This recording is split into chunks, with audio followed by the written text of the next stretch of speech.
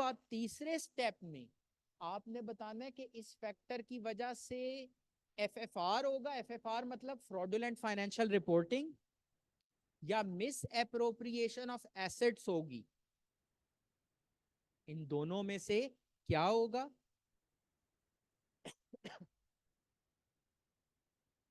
और क्यों होगा?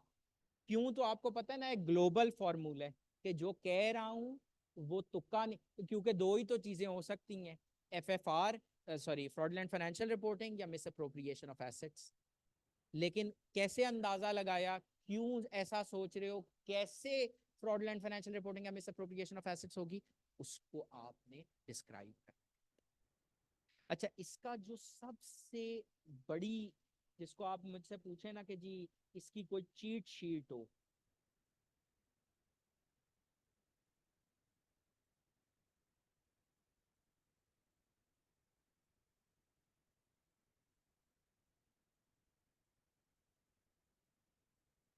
ये देख लें कि कितनी जगहों पे आइजा 240 मैंने लिंक किया हुआ है, कितने लिंकेजेस के बाद जाके हम आइजा 240 पे पहुंचे। अच्छा, आइजा 240 के अंदर के examples of fraud risk factors, सारा सिनेरियो इधर से बना, एक एक पॉइंट और सब कुछ लिखा हुआ है। Risk factors relating to misstatements arising from fraudulent financial reporting, incentives pressures की हेडिंग है, पॉइंट्स लिखे हुए हैं, यही पॉइंट सिनेरियो में चले जाते हैं, पूरे सिनेरियो में यही पॉइंट्स। फिर आगे आ गया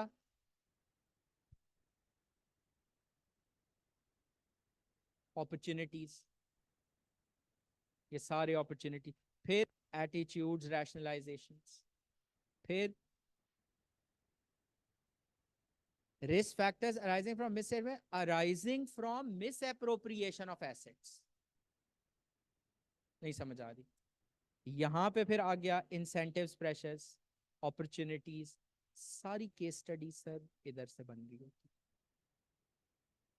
और जबानी तो आपको पता है, फिर अभी सफिशिएंट अप्रोप्रिएट ऑडिट एविडेंस मिल भी जाएगा। टेक्निक समझ में आ गई कि भाई पहला स्टेप में ये करना है, दूसरे में ये, तीसरे में ये। Your firm has been appointed as the statutory auditor for Team Textile Limited for the year ending 31st March 2024. Year end को मैं highlight कर लेता हूँ मेरे ख्याल में। TTL operates an extensive network of retail outlets across the country. Recently, TTL has encountered अच्छा extensive network of retail outlets across the country. Retail, retail, retail. Retail businesses आप अग्री करते हैं कैश रिच होती हैं, सही है ना? Retail businesses क्या होते हैं? कैश रिच होते हैं। तो कैश रिच बिजनेसेस में मिस एप्रोप्रिएशन ऑफ कैश की पॉसिबिलिटी या अपॉर्चुनिटी होती है। अब अभी सोचना बता रहा हूं, तो ड्राफ्टिंग तो सीखेंगे, सोचना बता रहा हूं कैसे। Large amounts of cash on hand और प्रोसेस्ड, ये क्या करता है? अपॉर्चुनिटी देते, किस चीज की? मिस एप्रोप्रिएशन ऑफ एसेट्स की। ये सोचते सोचते आंसर बन गए। क्या किया, हरकत क्या की? रिटेल आउटलेट्स पढ़ा। अब step one, identify risk factor from scenario, यही चीज चिपकाऊंगा कि रिटेल आउटलेट्स हैं, और रिटेल आउटलेट्स क्या हैं? Cash rich. या उसमें यही वाली लाइन लिख दूं जो स्टैंडर्ड में लिखी हुई है, बहुत ज्यादा कैश की प्रोसेसिंग है, इसकी वजह से क्या मिलेगी? अपॉर्चुनिटी। किस चीज की? मिस अप्रोप्रिएशन ऑफ एसेट की, क्योंकि कैश इजीली, क्यों मिस अप्रोप्रिएशन? क्योंकि कैश इजीली चोरी की जा सकती है, इजीली स्टील हो सकती है, प्रोन टू थेफ्ट है due to being small in size. बस हो गया आंसर।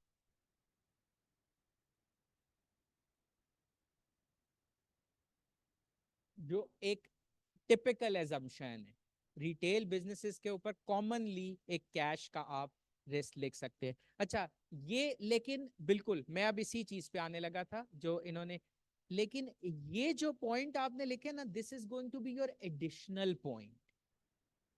एक बड़ा इंपॉर्टेंट ये गुर लिख लें अपने पास, चाहे ऑनलाइन में लोग जो हैं और फिजिकल में भी।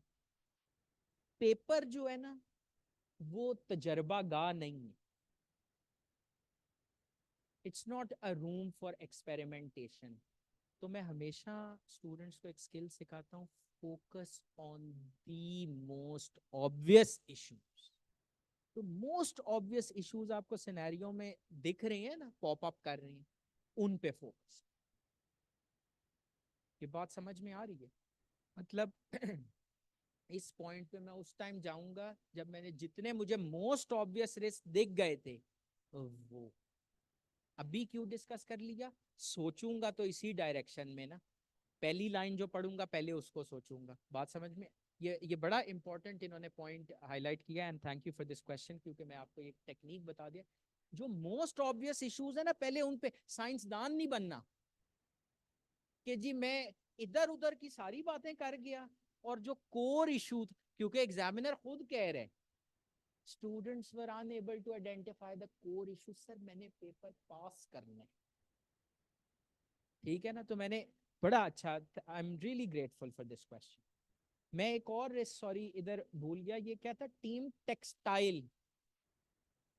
मैंने तो जब सिनेरियो पढ़ा तो मुझे तो टेक्सटाइल में भी मसला नजर आया कि जो टेक्सटाइल है, मतलब ये गारमेंट्स वगैरह बना रहे होंगे, कपड़े बना रहे होंगे, फैशन ट्रेंड्स बदलते नहीं रहते। अब वो जो मेरी चीट शीट है उसमें जाके देखता हूँ।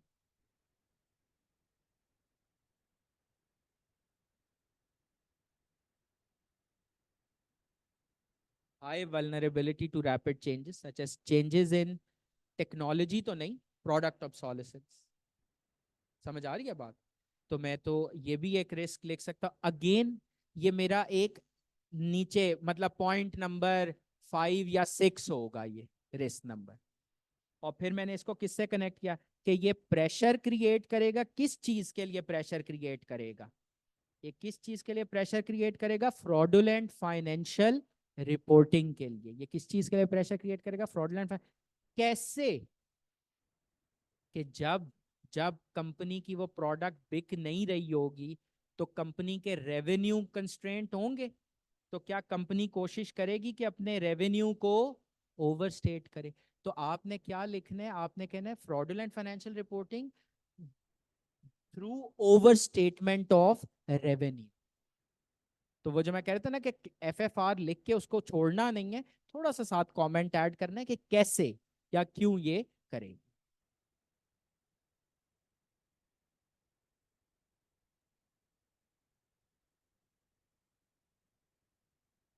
रिसेंटली टीटीएल हैज, लेकिन आई कैप आपको फंसा नहीं रहा, ये सिनेरियो इस चीज की गवाही है। Recently TTL has encountered challenges such as market saturation and declining profit margins within its sector. Challenges such as market saturation and declining profit margins within its sector. देखा देखा पॉइंट लग रहे।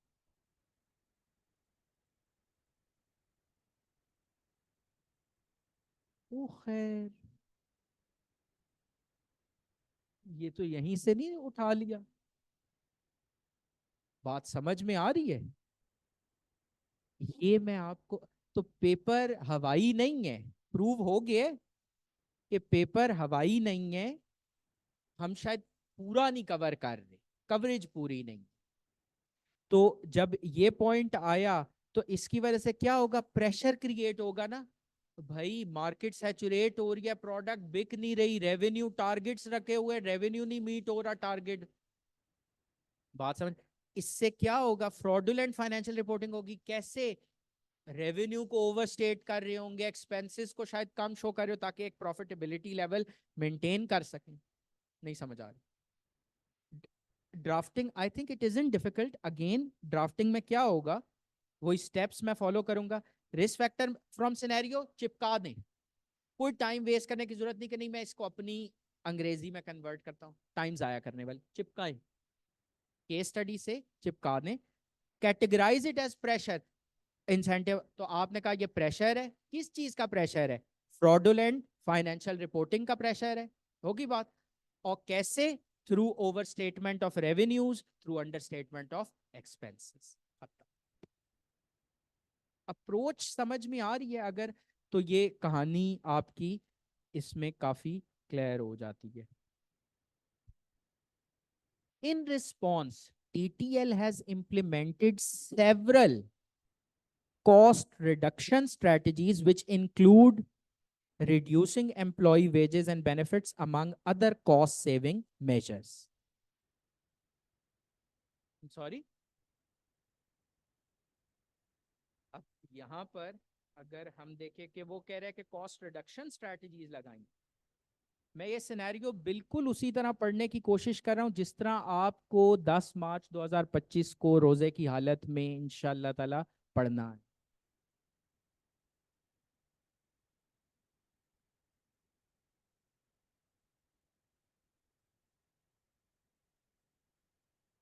recent or anticipated changes to employee compensation और benefit plans, यही हुआ है ना? वो कह रहे हैं कि जी पैसे कम कर देंगे, तनख्वाहें कम कर देंगे, कॉस्ट कटिंग यही है ना? तो इससे क्या होगा? इससे एम्प्लॉयज के ऊपर प्रेशर क्रिएट होगा। किस चीज का? मिस अप्रोप्रिएशन ऑफ एसेट्स का। जब घी सीधी उंगलियों से ना निकले तो उंगलियां टेढ़ी कर लो, क्योंकि हम तो मेहनत कर रहे हैं, एम्प्लॉयज तो कहेंगे हम तो मेहनत कर रहे हैं, अगर ये ऐसे नहीं तो हम कोई मिस अप्रोप्रिएशन कर लें। किसके अंदर? अच्छा, मैं अगेन इस रैशनलाइजेशन में कुछ स्पेसिफिक पॉइंट है। Very good. There could be a debate के on some of the points कि जी ये इस कैटेगरी में आए या ये उस कैटेगरी में आए, इसमें एक जजमेंट का एलिमेंट आए, अग्री।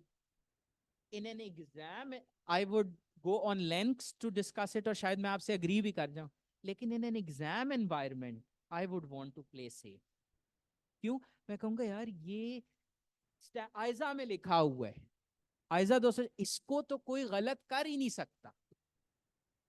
बात समझ में आई है? ये वो उसी पॉइंट का कनेक्शन है जो हमने अर्लियर अभी वो रिटेल वाली बात कर रहे थे ना, क्योंकि आयजा में ये चीज स्पेसिफिकली लिखी है, और कहाँ लिखी है? इंसेंटिव या प्रेशर के अंदर, और कहाँ लिखी है? मिस अप्रोप्रिएशन ऑफ एसेट्स में। So I would go with that.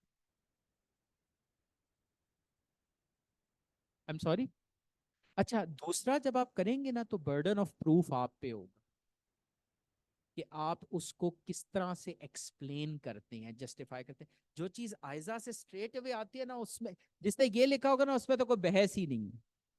तो वो जिस तरह मैंने कहा कि I totally agree, I will not shy away from agreeing कि इसमें हो सकता है मैं भी कुछ पॉइंट से सोचता हूँ दिल में, मैं बताऊंगा नहीं आपको कि ये पॉइंट शायद उधर होना चाहिए, लेकिन फिर मैं कहता हूँ वो लिखा हुआ था ऑडिट रिपोर्ट में, we conducted our audit in accordance with आइजाज।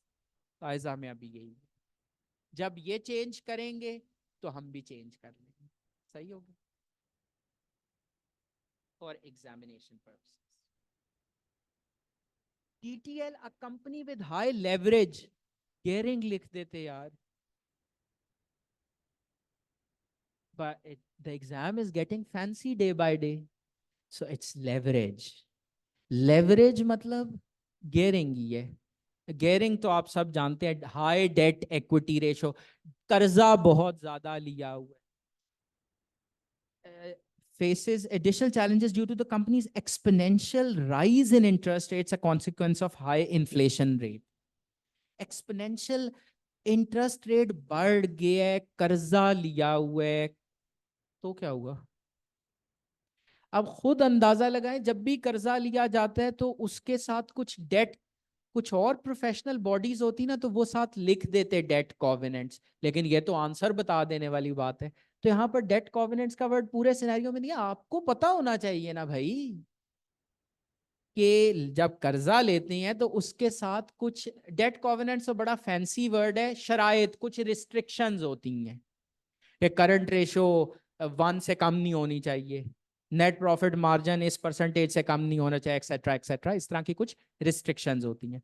तो अब अगर इंटरेस्ट बढ़ गया है तो आपके कोई डेट कॉवेनेंट की नॉन कंप्लायंस हो सकती है, आप इंटरेस्ट की पेमेंट पे डिफॉल्ट कर दें।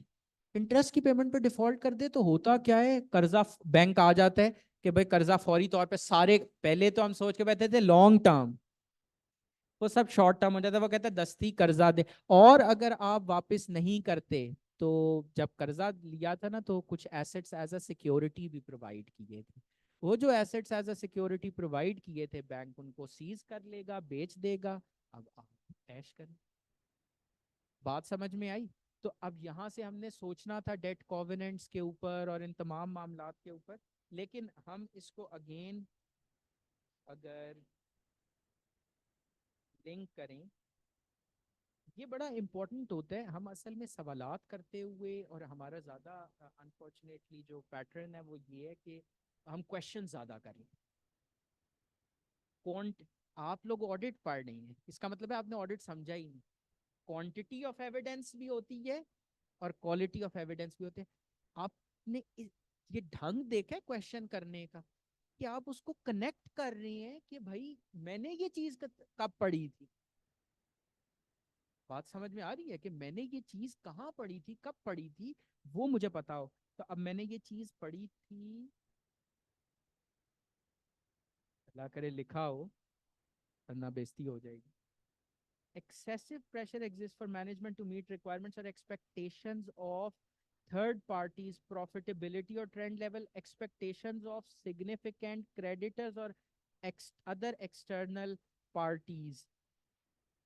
ये बेसिकली आपके पास वो जो उनकी एक्सपेक्टेशंस हैं in the form of debt covenant, जब वो डेंट होंगी तो आपके लिए मसला होगा। अब आप उनको, बड़ा आसान तरीका है ना, बैंक को पता ही ना लगने दे कि आपने डेट कॉवेनेंट्स की कंप्लायंस की है, और वो भी खुश, आप भी खुश।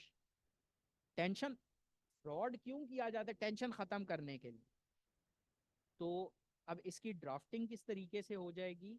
इसकी ड्राफ्टिंग से इस तरीके से हो जाएगी कि आप यही वाली लाइन चिपका देंगे पहले, फिर आप इसको कैटेगराइज करेंगे कि ये प्रेशर क्रिएट करेगा मैनेजमेंट के ऊपर फ्रॉडुलेंट फाइनेंशियल रिपोर्टिंग का, सो दैट इट shows या it gives a message to the bank that it is compliant with the debt covenants। अब आप इसको जिस मर्जी टूटी फूटी गिरी पड़ी अंग्रेजी में लिख दें, डेट कॉवेनेंट्स का वर्ड दिख जाए, यकीन करें ये अंग्रेजी आपकी नहीं टेस्ट हो।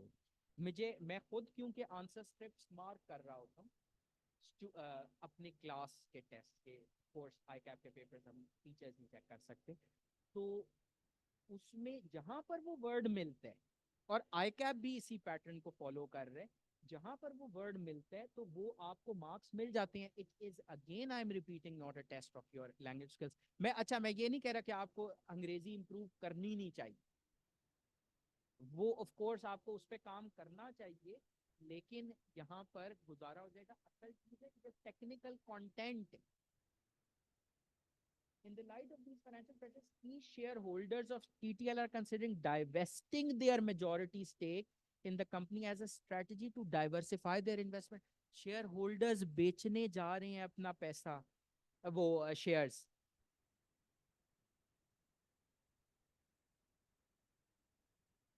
ये देखें उनका significant financial interest है, वो इसको बेचेंगे तो वो चाहेंगे ना कि कंपनी की स्ट्रॉन्ग पोजीशन हो, क्योंकि शेयर तभी अच्छी प्राइस पे बिकेगा अगर कंपनी की हालत स्ट्रॉन्ग दिख रही होगी।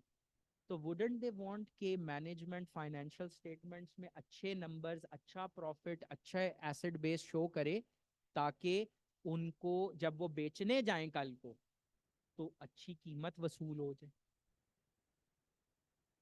तो अगेन ये यहां से लिंक हो रहा है।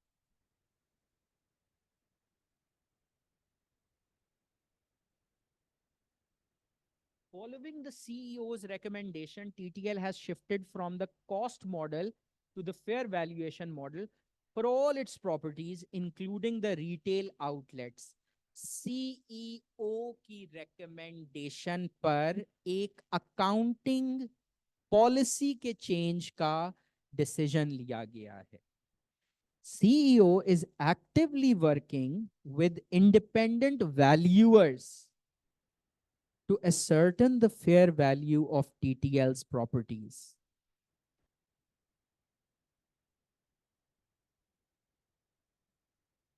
क्या सिग्नल्स आ रहे हैं?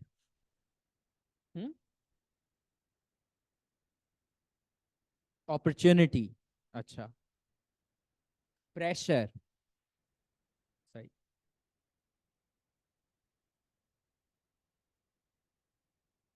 चीट शीट आपको पता लग गई है?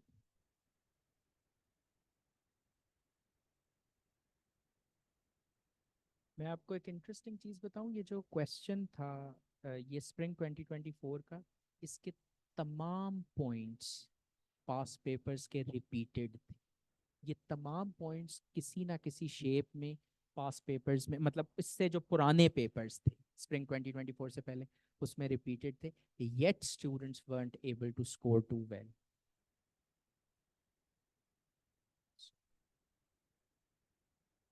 ये एक दफा जरा पढ़िएगा।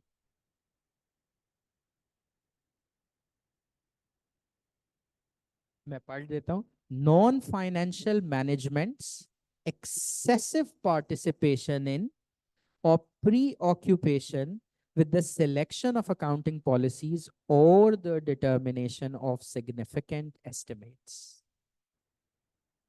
क्या आपको ऐसे कुछ सिग्नल्स इस सिनेरियो में नजर आ रहे थे? सीईओ, ये लिखने की क्या जरूरत थी कि सीईओ?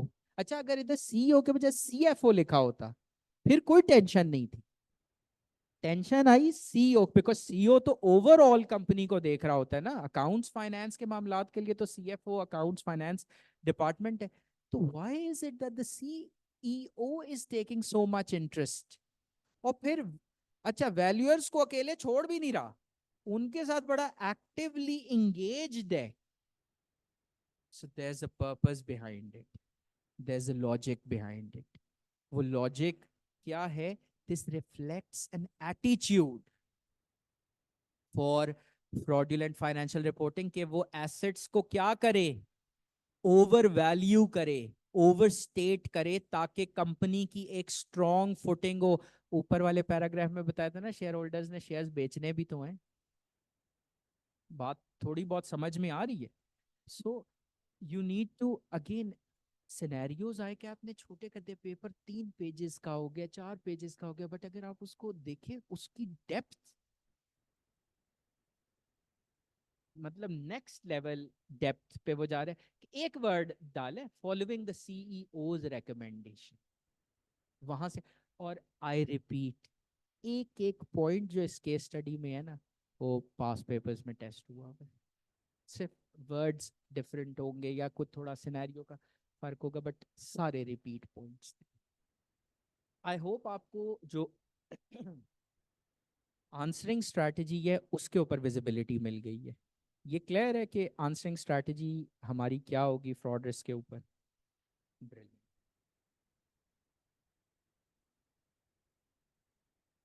जी,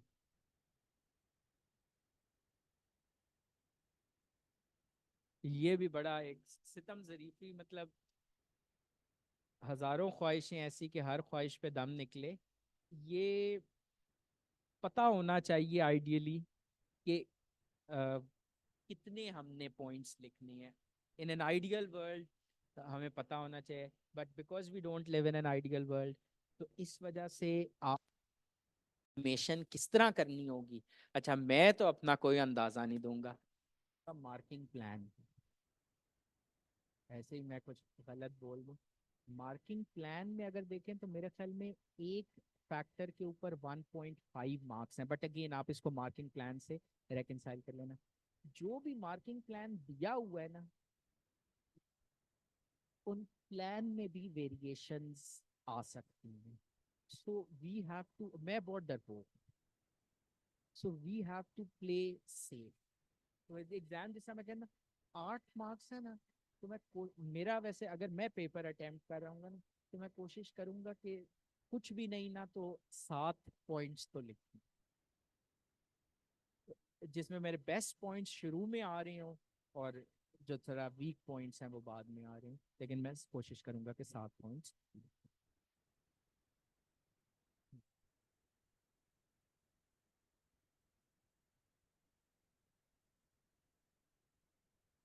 डिमांड कम हो सकती है, वो सम वो बिल्कुल लिख सकते हैं, बट वो in connection with another point, like ये जो मार्केट सैचुरेशन वाले ना, इसकी सपोर्ट में लिख सकते हैं।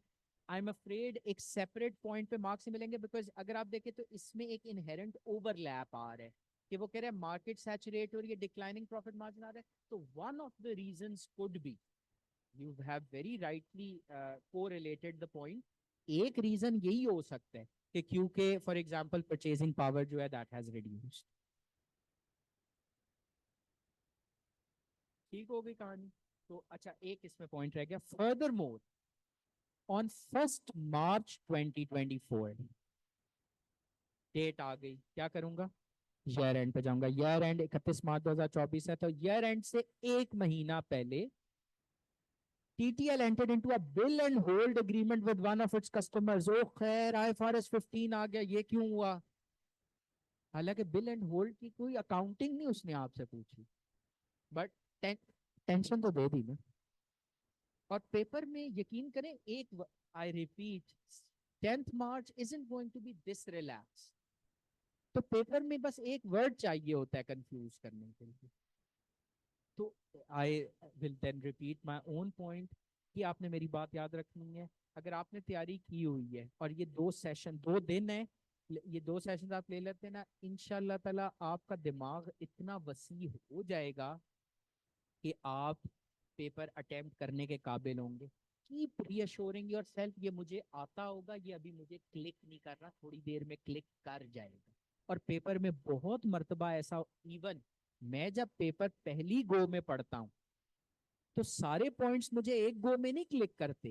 जब मैं वही सिनेरियो दोबारा पढ़ता, जो नॉर्मल प्रोसेस है, वही सिनेरियो जब मैं दोबारा पढ़ता तो मैं कहता हूँ अच्छा इसमें तो ये भी खेल हुआ है, इसमें तो ये भी चीज पिक करनी है। बात थोड़ी सी समझ में आ रही है? तो इस चीज का आपने खास ख्याल रखना है। This agreement is anticipated to substantially increase TTL's revenue for the year।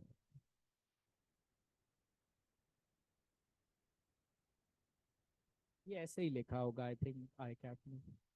एक रूल ऑफ थंब याद रखिएगा, क्योंकि पेपर 3 पेजेस पे हो गए हैं, या फॉर दैट मैटर पिछली 6 अटेम्प्ट्स में से सिर्फ 2 ऐसे क्वेश्चन पेपर्स हैं जो 4 पेजेस पे प्रिंट हुए हैं, वरना सारे पेपर्स 3 पेजेस के हैं। तो एक चीज बड़ी क्लियरली अपने माइंड में नोट करें, जो भी इंफॉर्मेशन केस स्टडी में जा रही है ना, उसकी 99% ऑफ द केसेस में कुछ ना कुछ रेलेवेंस होगी। 1% केस भी डिस्कस करूंगा, क्वेश्चन दिखाऊंगा कि अब यहाँ पे ये चीज दी हुई तो है लेकिन इरेलीवेंट है। हाँ जी, अपॉर्चुनिटी है उसके पास for fraudulent financial reporting. Bill and hold agreement नाम से ही एक कॉम्प्लिकेटेड अरेंजमेंट लग रही है, और अकाउंटिंग तो शायद जो लोग ऑडिट का पेपर दे रहे हैं उनको आती भी ना हो, तो फिर तो पूछना नहीं चाहिए था। वो अकाउंटिंग पूछ भी नहीं रहा। बात समझ में आ रही है? वो अकाउंटिंग पूछ भी नहीं रहा, वो खाली ये पूछ रहे, यहाँ पर आपने अपॉर्चुनिटी की बात की, यहाँ पे आपने अपॉर्चुनिटी की बात की।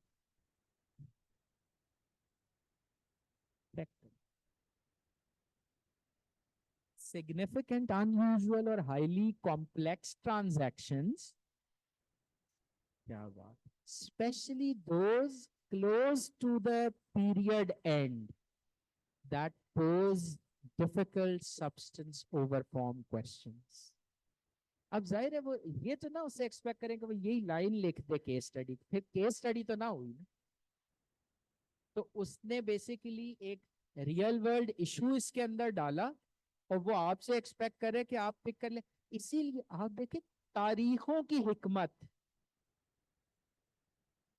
ना बताते आपने, वो जो एक है ना skeptical mind, we need that, कि भाई क्यों बता रहे हैं, और तो कहीं पे नहीं तारीख बताई पूरे सिनेरियो के अंदर। 1 मार्च को ये हुआ, अच्छा इससे रेवेन्यू भी इंक्रीज हो रहा है, अब जो अच्छी ड्राफ्टिंग होगी ना, उसके अंदर क्या होगा कि आप लिखेंगे कि भाई ये वाला पॉइंट है, इसमें ये अपॉर्चुनिटी है, इस अपॉर्चुनिटी की वजह से फ्रॉडुलेंट फाइनेंशियल रिपोर्टिंग है, और किस चीज की है कि रेवेन्यू शायद ओवरस्टेट हुआ हो, वो परफॉर्मेंस, डर के बोल रहा हूँ, आवाज काम रही है, परफॉर्मेंस ऑब्लिगेशंस सेटिस्फाई ना हुई हो। अच्छा, अगर किसी ने ये नहीं भी वर्ड लिखा, FR1 वाले भी तो का भी तो ख्याल रखना है, अगर किसी ने ये वर्ड नहीं भी लिखा तो उसको तो नहीं मार्क्स मिलेंगे, उसको भी मिल जाएंगे और पूरे मार्क्स मिल जाएंगे, लेकिन पता है तो लिख देंगे कि अभी शायद परफॉर्मेंस ऑब्लिगेशन सेटिस्फाई ना हुई हो, और आपने आइजाज के अंदर ये एक वर्ड पड़ा हुआ है, प्री मेच्योर रेवेन्यू रिकग्निशन कर लियो। ये आयजा का वर्ड है, इसलिए मैं कह रहा हूँ कि उसके अंदर अगर आप बिल्ड कर दें, जितना हम अपने आंसर की को आयजाज के सांचे में ढाल के लिखें, उतनी क्वालिटी इंप्रूव हो जाएगी। Do what is right, not what is easy. तो यहाँ पे हमारा ये वाला क्वेश्चन कंप्लीट होता है। और आई होप किया तो हमने एक सवाल है, क्योंकि मैं बिलीव करता हूँ of course in the regular batch ये पूरी वो रिकॉर्डिंग देख के, स्पून फीडिंग का ज़माना है, तो एक एक क्वेश्चन जो है वो रिकॉर्डेड बैच में अवेलेबल है, उसके अंदर आप देख सकते हैं। और मैं I will request management of our college कि वो वैसे ये जो पोर्टल है ये अवेलेबल भी कर दें स्टूडेंट्स को, ताकि अक्रॉस पाकिस्तान, ताकि जो भी अगर आपके कोई स्पेसिफिक एरियाज है तो you can go on and see them. एक क्वेश्चन है, लेकिन आई थिंक अप्रोच क्लियर होगी now. You have no doubts कि फ्रॉड रिस्क फैक्टर का क्वेश्चन किस तरीके से करना, ठीक है ना? तो पढ़ना, सोचना, सोचने में मैंने एक चीज आपको बातों बातों में सिखा दी, connect it with what you have learned in the study material. मतलब कोई जनरल नॉलेज नहीं टेस्ट हो रही। I hope we are absolutely clear on this. मतलब सिनेरियो का एक एक पॉइंट जो है, दिस डजंट मीन्स कि कोई ऐसा पॉइंट नहीं आ सकता जो कि उस लिस्ट के अंदर ना हो, आ सकते हैं, लेकिन स्टिल हमने 8 में से 5 मार्क्स लेने हैं अगर, तो मेरे ख्याल में there there, still there is a sizeable proportion of students जो इसको मैनेज नहीं कर पा रहे। आई होप कि आपको ये विजिबिलिटी मिल गई।